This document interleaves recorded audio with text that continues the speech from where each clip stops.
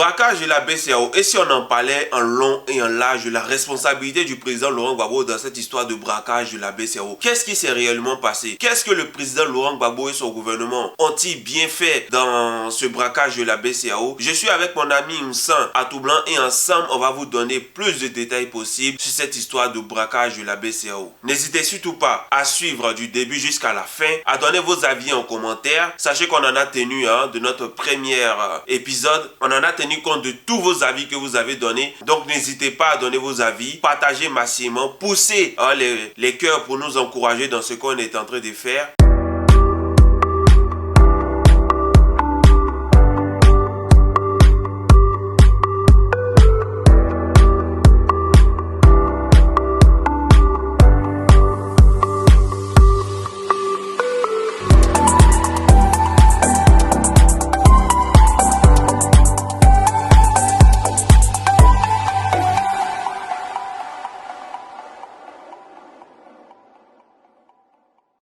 Bonjour Moussan, comment est-ce que tu vas?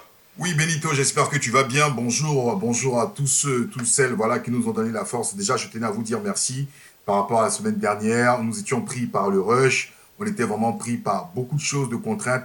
Mais c'est grâce à vos messages, grâce à vos soutiens qu'on est encore là. Braquage de la BCEAO, comme mon frangin Benito Pro-Côte d'Ivoire l'a dit. On est là ensemble pour réfléchir sur ce que c'est que la notion du braquage et pour essayer surtout d'élucider et comprendre ce qu'on nous dit depuis fort longtemps concernant ce braquage. C'est la raison pour cela je suis avec vous. On va s'enjailler dans la réflexion. Ouais, Calé Benito, c'est comment? Bien, ça va. En tout cas, merci d'être là pour parler de ce sujet qui tient à cœur aux Ivoiriens, histoire de comprendre réellement ce qui s'est passé, la responsabilité, bien entendu, du président Laurent Gbagbo, lui en tant que président. Est-ce qu'il avait les moyens légaux, bien entendu, de procéder à une réquisition des banques étrangères qui étaient en Côte d'Ivoire, en particulier de la BCEAO? Alors, la question est bien posée, très cher Benito, en ce qui concerne la réquisition. Parce qu'on parle de réquisition et en même temps, on parle de casse. Des gens ont parlé même de casse et d'autres ont parlé de braquage. Il faut comprendre qu'il y a trois volets sur ce point-là, qui nous intéressent à titre particulier. Les gens ont leurs épargnes et puis vous fermez. Mon rôle, c'est de faire en sorte que les gens aient accès à leurs épargnes. Donc d'ouvrir. Or, c'est le propriétaire de la banque qui peut l'ouvrir. Donc je me suis fait propriétaire en tant qu'État pour pouvoir l'ouvrir. Il y a deux types d'accords de vision par rapport à cette affaire de la BCEAO. Et ce qui nous choque, ce n'est même pas véritablement le volet économique. Quand on parle de la BCEAO, on parle automatiquement de la Banque centrale des États d'Afrique de l'Ouest. Automatiquement, nous, on est focus sur l'économie. Moi, ce que je voudrais savoir, c'est l'argent qui se trouve à la BCEAO, parce que je sais que la BCEAO ne fabrique pas d'argent, la BCEAO n'a aucun acquis rémunératif. Alors, d'où vient cet argent qui se trouve à la BCEAO? Alors, cet argent, en fait, vient tout simplement, d'accord, de la mobilisation, en fait, des ressources, d'accord, de la plupart des ménages et de l'ensemble des Ivoiriens. Mais pourquoi cette confusion entre braquage et réquisition? Parce que braquage, je pense que le mot a un sens. Braquage, c'est le fait d'entrer dans un commerce ou dans un endroit et de soumettre les gens à sa volonté tout en ayant des armes à la main. Est-ce que le président Laurent Gbagbo était dans ce cadre-là? C'est-à-dire qu'il est rentré à la BCEAO et il a obligé les gens à se soumettre à sa volonté tout en étant armé. Alors, il avait effectivement le droit. Si l'on regarde les tests de la Côte d'Ivoire, c'est ce que je suis en train de dire, cette réquisition est précédée, d'accord, d'un décret. Cette réquisition est précédée d'un décret. Alors, s'il y a signature de décret, et si, c'est-à-dire l'État avait dans toute sa composante le Conseil constitutionnel, qui est une haute juridiction ivoirienne, qui ont décidé en fait de reconnaître Laurent Gbagbo comme président de la République, oui, bien sûr. Et la preuve, son déplacement n'a pas été anodin.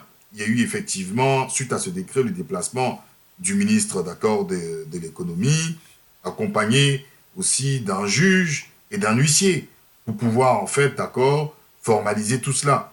Donc il ne s'agit pas véritablement de... D'accord, on va écouter rapidement le président Laurent Gbagbo pour savoir ce qu'il dit sur cette histoire. On l'écoute rapidement, s'il vous plaît. Ici encore, Monsieur le Président, dans l'affaire de la BCEAO, finalement, c'est vous qui êtes condamné à 20 ans. Oui, mais j'attends encore parce que...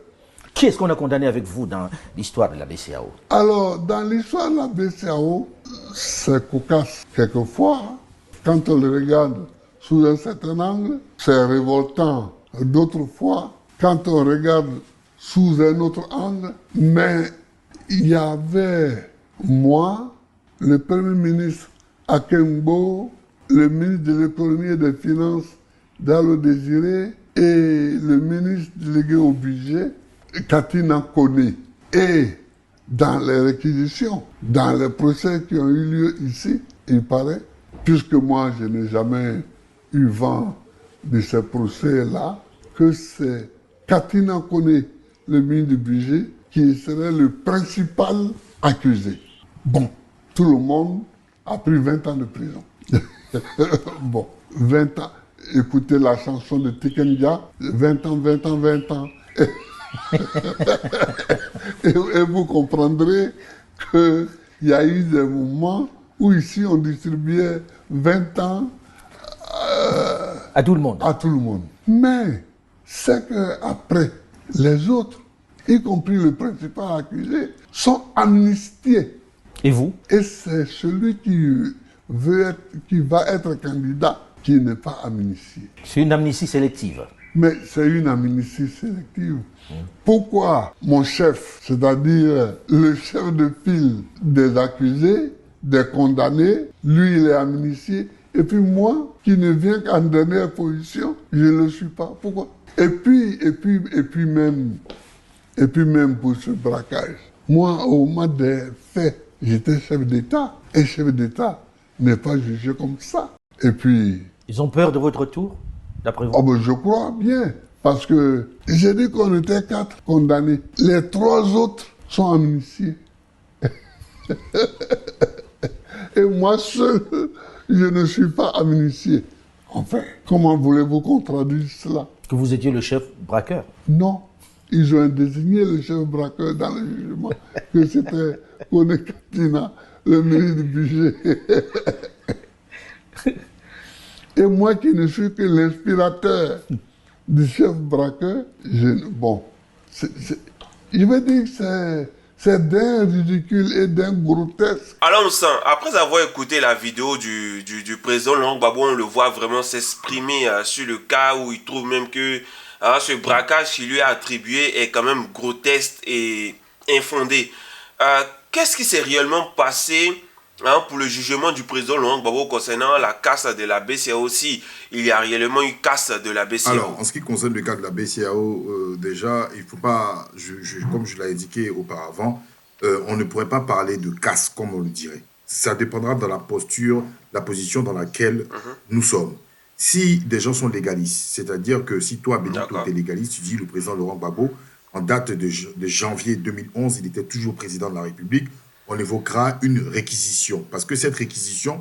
Oui, mais précédemment, juste avant le mois de janvier, il avait été investi par le Conseil constitutionnel. Mais c'est ce que je suis en train de dire. Parce que vous verrez que ceux qui soutiennent la victoire de M. Ouattara, comme dans la presse outre-Atlantique, ou je dirais même la presse française, vous verrez qu'ils disent que Laurent Gbagbo, le président sortant, ils disent Laurent Gbagbo, le président sortant, et ils reconnaissent une victoire de M. Ouattara prononcée par la CEI sous la houlette de M. Youssouf Bakayoko. Mais on ne prend pas en compte l'investiture du président Laurent Gbagbo. Donc, à partir de ce moment, ils considèrent que Laurent Gbagbo est une personne qui est illégale. Or, Laurent Gbagbo, c'est suite à un décret du 25 janvier 2011, sous la houlette du ministre de l'économie et des finances, qui était à cette époque M. Désiré Dalo, et le ministre du budget. Je tiens à corriger cela parce que j'avais dit auparavant que M. Kone Katina était le ministre de l'économie. Je corrige, M. Kone Katina était le ministre du budget. En présence de certains huissiers, et aussi un représentant du procureur, qu'ils sont allés réquisitionner, faire l'inventaire de tout ce qui concerne les fonds de la Côte d'Ivoire au sein de la BCEAO et réquisitionner exclusivement le personnel ivoirien. Or, les personnes qui étaient à l'hôtel du Golfe considéraient cette action comme une casse, comme un braquage.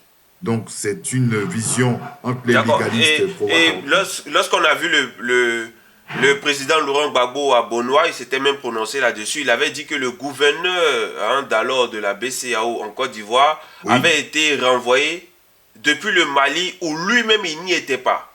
Tout à fait. Le gouverneur d'Akouri Tablé d'accord, a pris connaissance Oui. de cette déchéance du titre de gouverneur parce que nous sommes dans une sombre affaire qui est exclusivement Oui. politique. Moi, je te l'ai dit ouvertement, Benito, Oui. il s'agit d'une sombre affaire qui est exclusivement politique.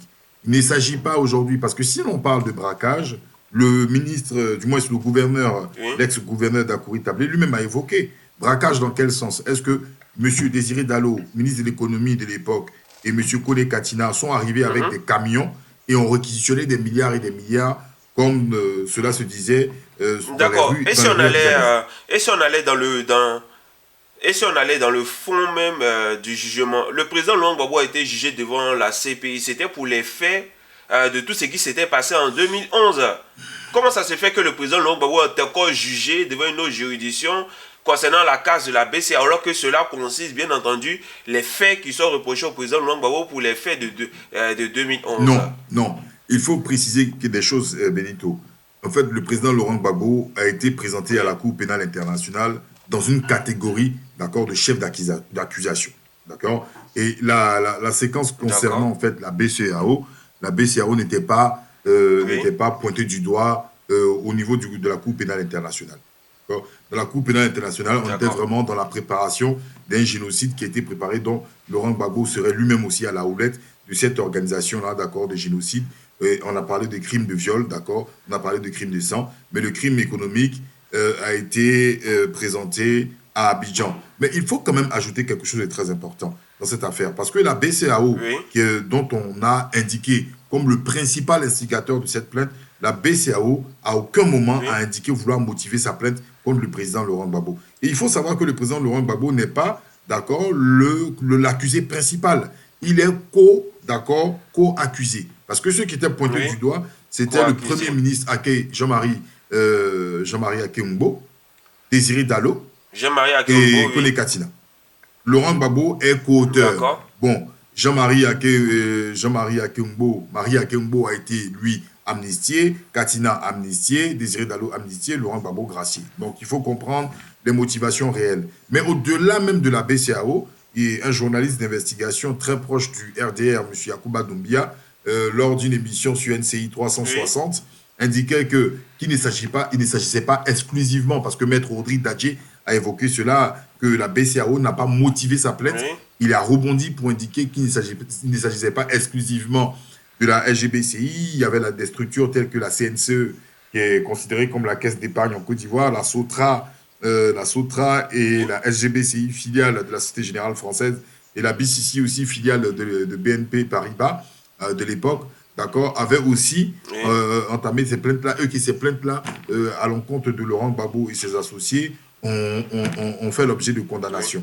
Donc, il faut comprendre maintenant quelles étaient les motivations réelles de la SGBCI, de la BCC, qui sont des filiales françaises, sachant que le pouvoir d'État français n'était pas en odeur de sainteté avec, d'accord, le pouvoir de Laurent Gbagbo en janvier 2011. Bien, alors pourquoi aujourd'hui, puisque le président Laurent Gbagbo est là, il est en Côte d'Ivoire, tout le monde sait où il est, pourquoi aujourd'hui il n'y a pas une possibilité de réouverture du dossier de la case de la BCAO, de sorte à ce qu'on puisse aussi savoir ce qui s'est réellement passé, puisque dans ce dossier, on se rend compte que la BCAO elle-même n'a pas porté plainte, mais quand même, cela a eu des résultats et n'est pas sur le président Laurent Gbagbo. Alors, est-ce qu'aujourd'hui, il n'y aurait pas moyen de réouvrir ce dossier pour que le président Laurent Gbagbo soit devant les juridictions compétentes, de sorte à pouvoir, bien entendu, se défendre aussi de tout ce qui est présenté contre lui? Quel serait l'intérêt ou l'utilité, en fait, aujourd'hui, que la BCAO, en tant que structure, ouvre ce procès? Si la BCAO dit qu'elle n'a pas véritablement de leitmotiv concernant une plainte à l'égard de Laurent Gbagbo et de toutes ces personnes tout autour, quel serait l'intérêt si ce n'est que ridiculiser encore la BCAO? Parce qu'effectivement, on le sait très bien. Ouais, mais déjà, c'est déjà ridicule Non, mais du fait le qu'on fait sache encore où la personne est. le fait de donner, d'attribuer une tribune à Laurent Gbagbo et qui s'exprime, ça sera de la publicité gratuite pour Laurent Gbagbo. On verra effectivement que la BCAO est complètement ridicule et M. Laurent Gbagbo sera encore présenté comme une victime expiatoire et gagnera la sympathie des gens. Ils ne sont pas cons. Il y a des procès qui sont véritablement en attente, dont on aimerait avoir, comme le cas de la casse de la BCAO de Boaké et de Mans, Ce sont des choses qui ont été complètement Exactement. occultées. Il y a vraiment ils ont étouffé complètement cette affaire parce qu'il y a plusieurs tenants et aboutissants dans cette affaire. Alors, cher ami Oussan, comment est-ce qu'on peut conclure cette histoire de braquage de la BCAO une bonne fois pour toutes, de sorte à ce que tous ceux qui ont suivi jusqu'à présent puissent réellement comprendre ce qu'il en est réellement? Comment on conclut ça? Alors, pour conclure, mon gars, moi, je te dis clairement ce qu'il en est. Merci déjà pour ce que tu as fait parce que tu nous as permis de pouvoir faire des recherches, de pouvoir creuser un petit peu pour que nous-mêmes déjà on puisse comprendre et pour qu'on puisse communiquer aux gens. J'espère que vous avez été satisfaits. Cette affaire, elle est très simple. Le 25 janvier, le 26 janvier 2011, il y a eu, d'accord, un décret. Le décret, il existe, il est accessible à tout le monde. Décret signé par le président Laurent Gbagbo. Ce décret était de réquisitionner la Banque centrale des États de l'Afrique de l'Ouest pour la partie ivoirienne. Faire un inventaire de toutes les succursales de la BCAO en présence des officiels, je veux parler du ministre de l'économie de l'époque, Désiré Dallo, sous l'impulsion de Gilbert Kemarimbo, d'accord, du ministre de budget de l'époque, oui, en tant que Premier ministre. Voilà, de certains huissiers qui ont été listés dans le rapport dont Benito vous partagera certainement sur l'écran quelques pages de ce rapport, et des représentants, bien évidemment, de la justice qui étaient là. Alors, peut-on parler de braquage? Pour ceux qui sont du camp d'Alassane Ouattara, ils vous parleront de braquage, tout simplement. Parce que jusqu'à aujourd'hui, la provenance des fonds ou la destination des fonds n'a jamais été techniquement démontrée. Eux, ils vous diront que oui, Laurent Gbagbo n'avait pas le pouvoir de prendre un quelconque décret. Donc, la réquisition pour eux semblerait être un braquage. Nous avons parlé de Siapopo Prosper rapidement, du braquage de Bouaké et de la BCAO de Bouaké et de Mans. Là, il s'agit bel et bien d'un braquage. Mais dans ces conditions, il ne s'agit pas d'un braquage, il s'agit d'une réquisition d'État parce que la Côte d'Ivoire, elle est souveraine. Et si les structures telles que la LGBCI et la BCC ont été réquisitionnées parce que ce sont des structures bancaires dans lesquelles la plupart des fonctionnaires d'État ont leurs fonds, et ces structures qui sont des filiales françaises, la France n'étant pas en odeur de sainteté avec le président Laurent Gbagbo, avait décidé de fermer ces filiales-là. L'État ivoirien est souverain. À partir d'un moment, si l'État de Côte d'Ivoire souhaite nationaliser, ils nationaliseront parce qu'il s'agit en fait de fonds, de personnes en tout cas, qui pour la plupart sont des fonctionnaires, ont leurs fonds. Est-ce qu'il y a eu vol des fonds, d'accord, d'autres personnes? Techniquement et scientifiquement, cela n'a pas été prouvé. Sinon, Laurent Gbagbo serait, avec toutes ces personnes citées, d'accord, devrait rembourser les fonds. Alors, pourquoi dans ce cas-là, avions fait part d'amnistie et de grâce pour certains? C'est une question. Mais je vous dis, c'est une appréciation qui est purement politique. Et la preuve, la BCAO n'a pas osé porter plainte contre Laurent Gbagbo et les personnes citées. Donc, c'est à chacun de tirer une conclusion en ce qui concerne ce cas-là. Et je dis que c'est une motivation judiciaire qui a été clairement politique et qui joue des tours même aujourd'hui sur l'avenir politique, d'accord, du président Laurent Gbagbo et même de Charles Blé Goudé. Voilà. D'accord. En tout cas, merci très cher Moussan pour ces développements où j'espère que tous nos abonnés, tous ceux qui ont suivi cette vidéo ont pu comprendre un peu ce qui s'est passé dans le cadre du braquage de la BCAO. Pour rappeler rapidement, comprenez que le braquage en lui-même est un mot qui a une signification. C'est un mot qui signifie soumettre déjà à sa volonté tout en ayant des mains armées. Est-ce que le président Laurent Gbagbo avait les mains armées lorsqu'il s'était rendu d'ailleurs, le port même de la BCAO dit qu'il y avait les huissiers puis les ministres afférents à cette affaire qui y étaient. Donc il n'y avait pas de militaires, ni de miliciens, ni quoi que ce soit au sein des locaux de la BCAO et ils ne sont pas ressortis, bien entendu, avec des valises d'argent pour enrichir le président Laurent Gbagbo et ses proches. Cet argent a bel et bien servi à payer les fonctionnaires de Côte d'Ivoire, dont Alassane Dramane Ouattara lui-même, le président Henri Konan Bédié pour son rôle d'ex-président et aussi ex-président de l'Assemblée nationale, pour payer aussi l'ex-premier ministre et voilà, l'ex-premier ministre d'antan, Soro Kibafoury Guillaume et l'ensemble des militaires, c'est-à-dire que même les forces nouvelles, dit FSI, eux aussi ont touché aussi cet argent. Donc s'il y a vol, c'est qu'il y a receleur. Faites-vous vos idées. En tout cas, nous, on a dit ce qu'on avait à dire. Et je tenais à dire rapidement, Benito, si tu le permets, je tenais à dire rapidement aux auditeurs, la dernière fois, sur le précédent épisode, j'étais déjà très ravi d'être avec vous. Je n'étais pas trop chaud, mais Benito m'a remué un peu. Vous savez qu'un Benito, il faut être toujours d'attaque. Donc, j'espère en tout cas vous avoir satisfait avec ma présence. Et puis, on fera encore d'autres émissions encore plus enrichissantes avec plus d'éléments encore plus pertinents. Et je vous souhaite en tout cas une excellente semaine. On est ensemble pour les rendez-vous de Nsang et de Benito. Merci. Merci d'avoir regardé jusqu'à la fin. Merci de partager et sachez que partagez tout simplement et abonnez-vous. On est ensemble. Merci.